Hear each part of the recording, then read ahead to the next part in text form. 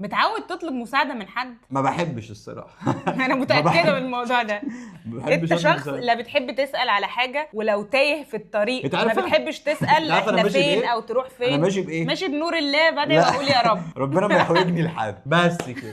هو ده ما اللي هو ده انا نفس ماشي بيه. المعنى. ربنا ما يحوجني لحد وامشي واسيبها على الله. طب اقول لك بقى، ده ها. معناه ان انت شخص مستقل، انت شخص اندبندنت، صح، شخص ده صح، مستقل صح، جدا. صح. وغالبا اتعلمت ان انت تعتمد على نفسك من وقت صغير، في مدرسه الحياه. من وقت الحياه علمتك من وانت لسه نونو ان انت تعتمد على نفسك. يا بنت انا شفت ايام ما حدش شافها في الدنيا دي. طيب حط مزيكا حزينه على المشهد ده. مريت بصعاب ما حدش مر بيها قبل كده.